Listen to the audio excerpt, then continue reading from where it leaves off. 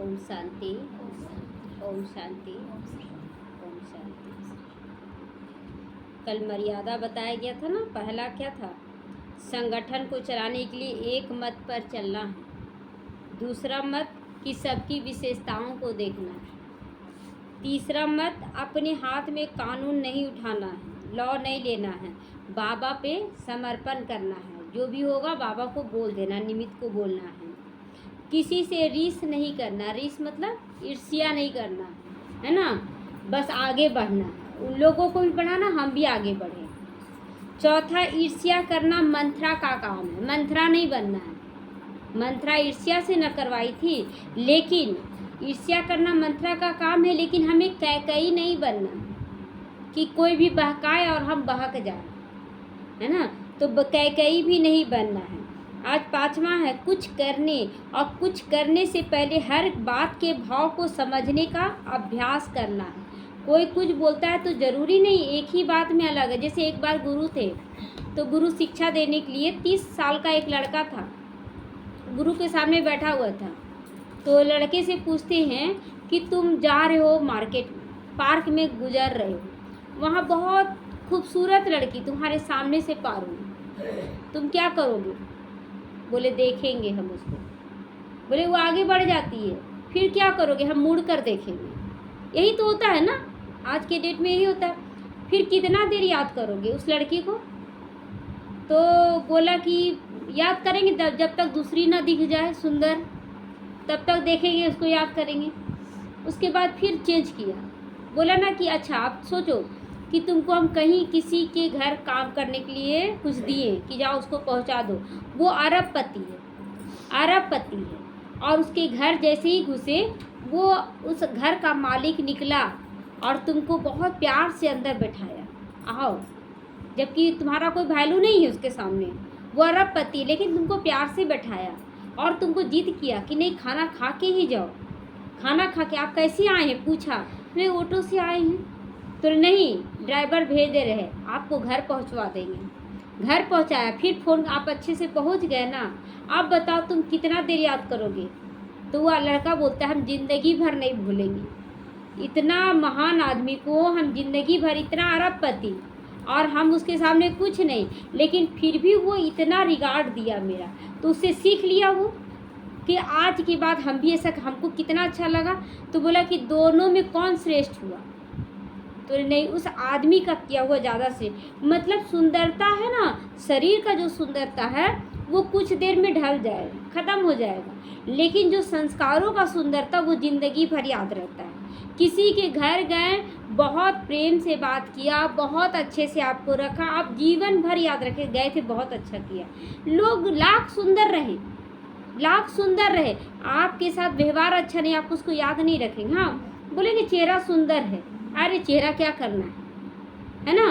तो यहाँ चेहरे की सुंदरता की, आज लोग इसी चीज़ पे है ना धोखा खा लेते हैं, चेहरे की सुंदरता में ही धोखा खाते। बहुत सुंदर है, शादी कर लिए, बाद में बोलते हैं हम पछता रहे हैं। तो इसीलिए कभी भी सचिन भाई का आप सुनेंगे ना तो हमेशा बोलेंगे कि शरीर की चमड़ी को केवल हटा कर तो देखो, सबका मल मूत्र खून हड्डी यही सब दिखेगा, बस बाहर का स्किन जो दे देता है ना, बस उसी से लग रहा है सुंदर, और कुछ भी नहीं है।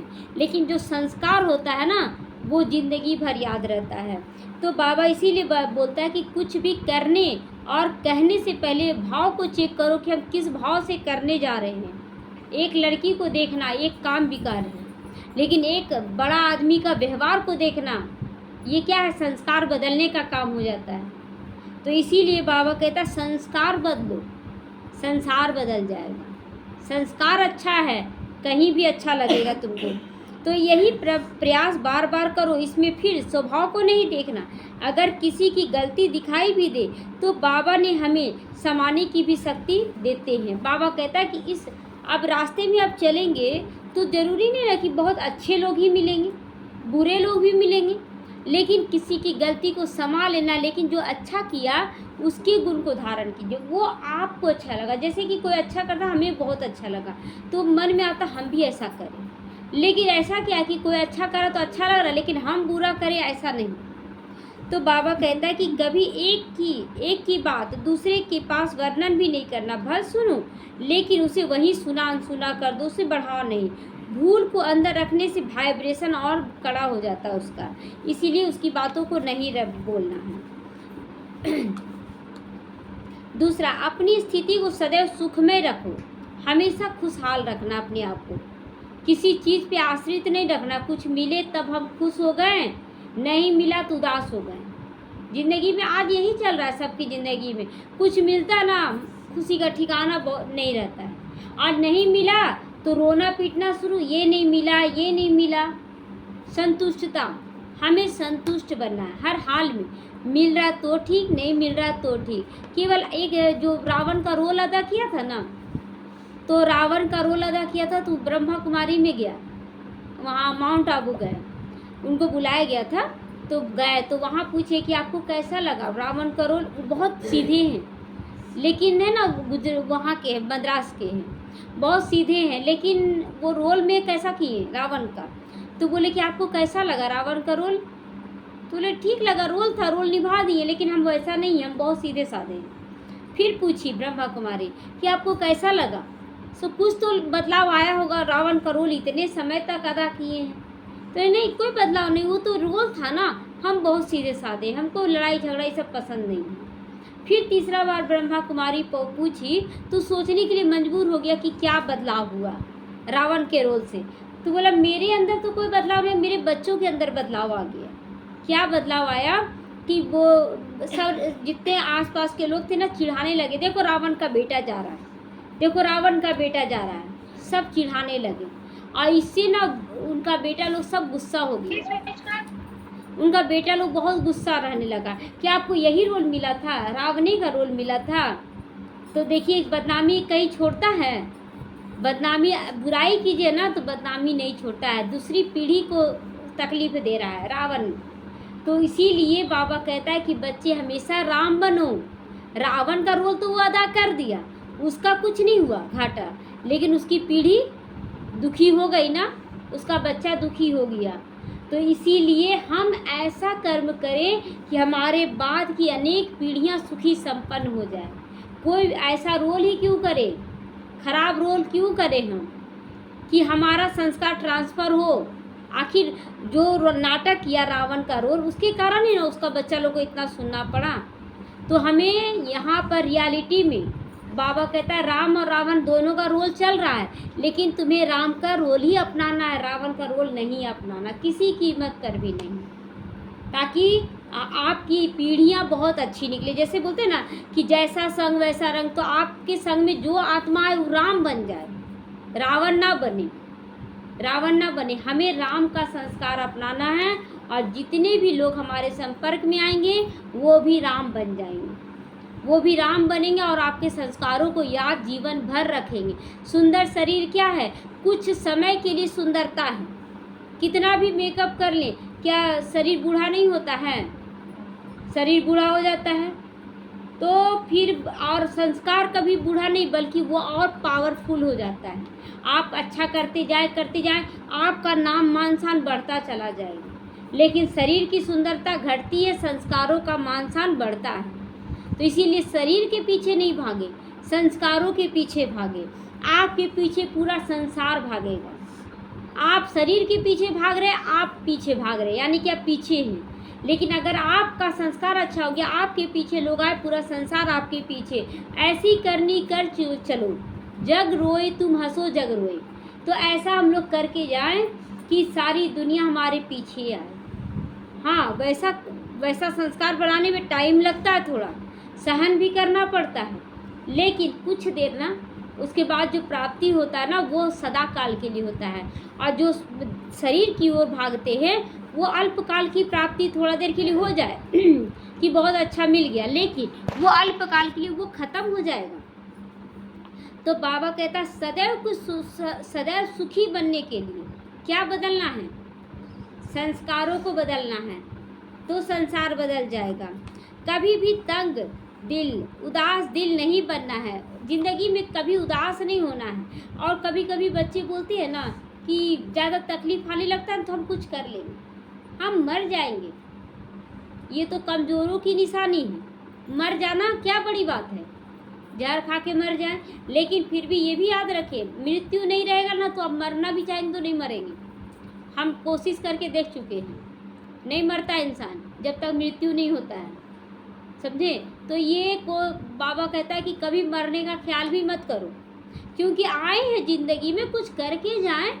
मरना क्या बड़ी बात है, मरना तो है ही एक दिन, तो हम कुछ करके जाएं जो संसार पूरा जाने। इसीलिए मरने का कोशिश भी नहीं करना है कभी। आत्महत्या करना महापाप है, इसलिए कभी नहीं सोचना, कितना भी तकलीफ बढ़ जाए, लेकिन हमें मरने का नहीं सोचना है। आज ही एक आत्मा बोल रही थी कि हम मर जाएंगे अगर मेरे अनुसार थोड़ा सा नहीं होगा ठीक। नहीं, मरना तो आसान है, सहन करके दिखाइए कि हम कब देखते हैं माया का कब तक वार होता है मेरे ऊपर, कब तक लोग हमसे दुर्व्यवहार करते देखते हैं। तो ये देखना भी साक्षी दृष्टा हो जाएगा। आप डिस्टर्ब मत होइए, सामने वाला गलत कर रहा, सामने वाला गलत कर रहा, आप चुपचाप रहिए तो आपको कोई फर्क पड़ेगा? आपको फर्क नहीं पड़े। लेकिन आप उसके प्रभाव में ऐसा क्यों करा तो आप ज़्यादा प्रभावित हो जाएंगे। तो बाबा कहता कभी तंग दिल उदास दिल नहीं बनो, सदा स्थिर रहो। दुनिया क्या कर सकती है, बोलते बोलते बोलते थक जाएगी ना, वो आपके आगे झुक जाएगी, आपके आगे झुक जाएगी। ये कल कहानी नहीं बता रही थी अंगूरी माता जी, क्या बोली ना कि उनकी माँ कहानी सुनाती थी, बड़ा अच्छा लगा हमको। उनकी माँ कहानी सुनाती थी कि एक औरत थी ना गांव में, वो सबसे लड़ती थी, मतलब हर दिन एक व्यक्ति से ज़रूर लड़ती थी वो। एक दिन एक जिसकी बारी थी ना, वो बोली ना आज तो मेरे से लड़ेगी, हमको तो बोलना भी नहीं आता, हम क्या करें।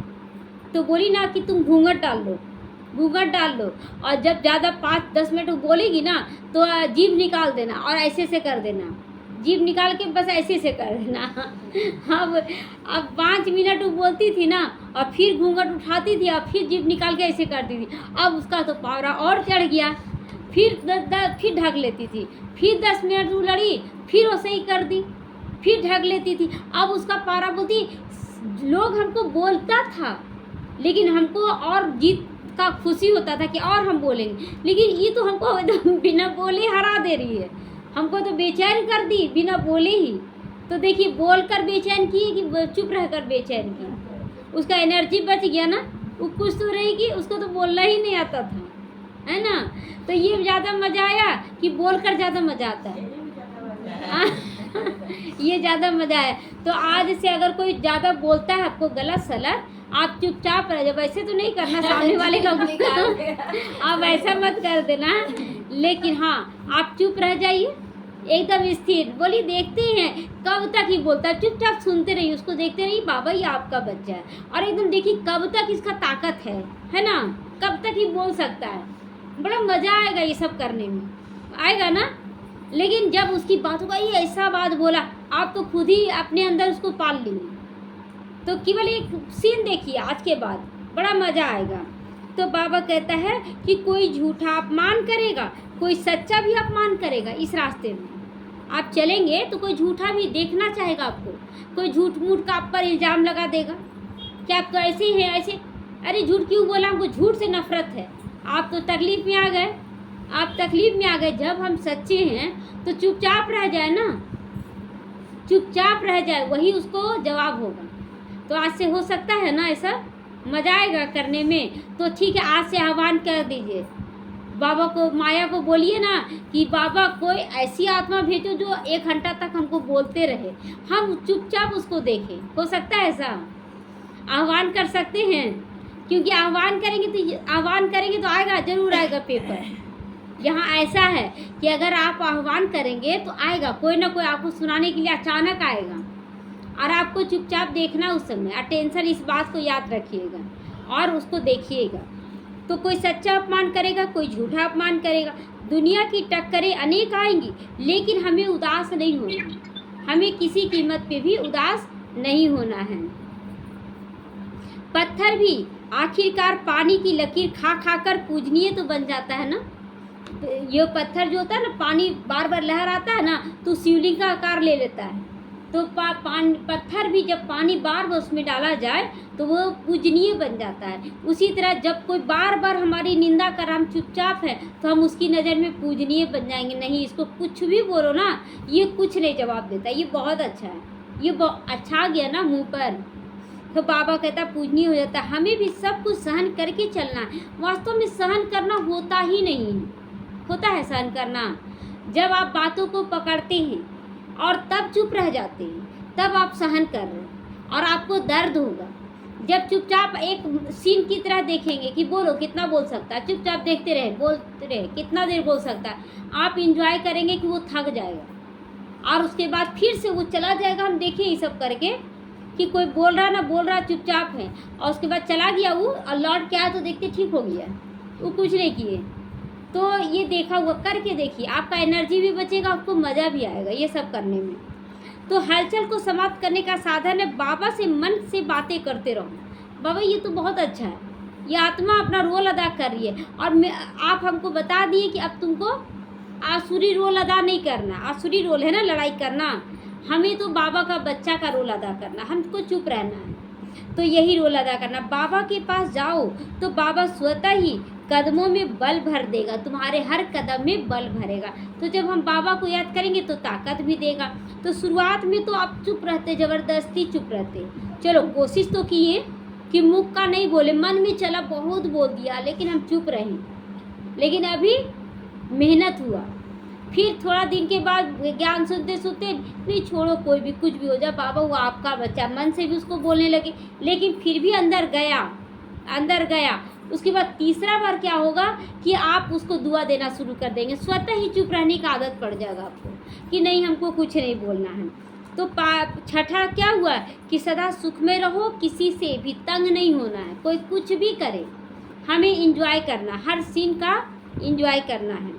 मुझे किसी भी आत्मा पर आश्रित नहीं रहना। छठा मर्यादा क्या है, किसी पे आश्रित नहीं रहना। जैसे कि कहते हैं ना कि अगर घर में कोई कमाने वाला, उस पर डिपेंड हो जाता है पूरा परिवार, और वही अगर शरीर छोड़ दे तो शरीर छोड़ दे, कोई गारंटी है कि आज के डेट में कि क्या वो हमेशा रहेगा।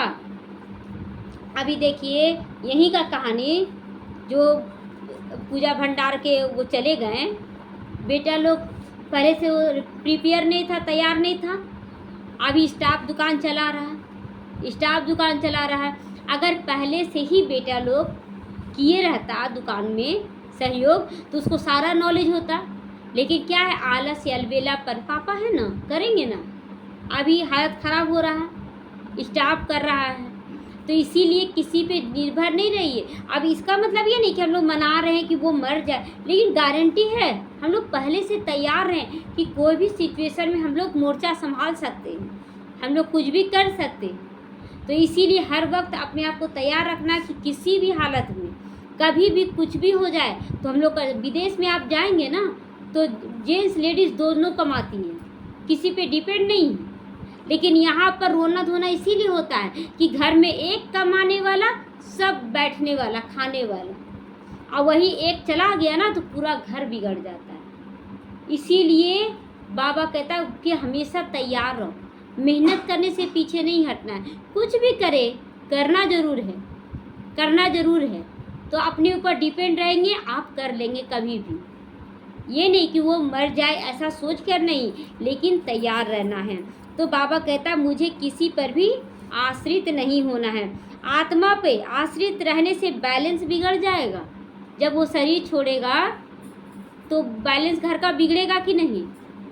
बाबा पहले से सब कुछ तैयारी करवा रहा है, इसीलिए बाबा हमेशा लक्ष्मी और नारायण दोनों का गुण भरता हमारे अंदर, हम सभी बच्चों के अंदर, कि लक्ष्मी का भी गुण घर को संभालो और नारायण का गुण, क्योंकि हम सब एक आत्मा हैं और आत्मा कभी पुरुष का शरीर लेगी, कभी नारी का शरीर लेगी। तो दोनों का, माँ जब ब्रह्मा बाबा थे तो उस समय ना नारियों को सेवा के लिए भेजा जाता था चारों तरफ, और भाइयों को खाना बनाने का काम दिया जाता था, सफाई का, सब चीज़ का कहाँ कैसे सजाना है करना, सारा काम आप देखेंगे वहाँ भाई लोग करते हैं। बहनों को भाषण देना, सेवा करना, ये है। और समय पड़ता है तो बहन इधर का भी काम कर दी, फिर भाई लोग को भी मतलब तैयार किया जा रहा आत्माओं को दोनों रोल के लिए।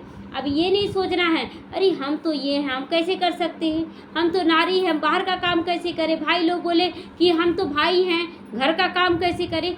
सो टोटल काम करके अपने आप को तैयार रखना है एनी टाइम। अब घर में जो स्त्री है वही शरीर छोड़ दे तो करना तो पड़ेगा ना। तो इसलिए दोनों तरह के काम में करने के लिए हमेशा एवर रेडी रहना है। तो बाबा पर आश्रित रहो, देखिए बाबा पर आश्रित रहो, देहधारियों पे आश्रित नहीं रहो, किसी भी देहधारी पे आश्रित नहीं रहना। एक दो का आधार लेकर चलना बिल्कुल ही गलत है, एकदम उस पर डिपेंड होकर चलना ये बिल्कुल गलत है। इसीलिए आज कलयुग आ गया, हम दोनों को तैयार रहना होगा हर कर्म के लिए। मुझे तो साथी चाहिए, सहयोग चाहिए नहीं, कोई देहधारी चाहिए, सहयोगी चाहिए, कैसे घर चलेगा, यही गलत है, ये गलत है। अभी आज एक कहानी सुन रहे थे कि एक माता थी तो उसका पति शरीर छोड़ दिया, बेटा था उसको अच्छे से जो भी था मेहनत करके पढ़ाई लिखाई, बेटा का शादी हुआ, पत्नी आई, पोता हुआ, बोली चलो अब पोता को करेंगे धरेंगे तो मेरा दिन निकल जाएगा, करने लगी। अब केवल वो दाई बन के रह गई पोता के लिए, और बेटा बहू उसको पूरा काम करवाने लगा, तो उसको मन नहीं लगने लगा, कोई चीज़ नहीं देने लगा बेटा बहू। तो वो सास क्या की धीरे धीरे बाहर निकलना शुरू की, पार्क में गई तो पार्क में बहुत सारे लोग ऐसे मिल गए और सबसे हंसने बोलने लगी। तो खुद बेटा उस पर इल्ज़ाम लगाता है कि यही इस उम्र में यही सब तुमको शोभा देता है कि कोई पुरुष से रिश्ता रख रही है। कितना गंदा इल्ज़ाम लगाया, जबकि वहाँ पर सारे वैसे ही थे तो सबके साथ बैठना हंसना बोलना करने लगी। तो आज की दुनिया ही ऐसी है कि कुछ में भी आपको बदनामी लेना पड़ेगा, लेकिन अगर हम अच्छे रास्ते में चल रहे हैं बदनामी ज़्यादा दिन नहीं टिकेगा। जब इसीलिए भगवान कहते हैं कि बच्चे देहधारियों का आधार मत बनाओ, ये दुनिया तुमको बदनाम कर देगी, तुम मुझे आधार बनाओ ना। तो बाबा को आधार बनाएंगे तो सहयोग मिलेगा कि नहीं। लोग बोलेंगे अरे भगवान को कैसे आधार बना ले, आखिर देहधारी तो चाहिए ना। तो बाबा किसी को भी आधार बनाएगा टेम्पोररी, लेकिन हमेशा का सहयोगी बाबा रहेगा। तो हमेशा बाबा को सहयोगी बनाए, देहधारियों को नहीं। देहधारी आपसे छूटते चले जाएंगे, बचपन में दोस्त छूटे, बड़े हुए माँ बाप छूटे, बाहर चले गए, फिर आगे चलेंगे और कोई छूटेगा, छूटता है। लेकिन अगर भगवान साथी एनी टाइम वो साथी है। तो इसीलिए मैं बाबा से ही सहयोग लूँ, ये प्रतिज्ञा लो कि और मुझे किसी देहधारी का सहयोग नहीं लेना है, ना ही मुझे किसी पे आश्रित रहना है, और कभी भी किसी भी परिस्थिति में उदास निराश नहीं होना है। ओम शांति।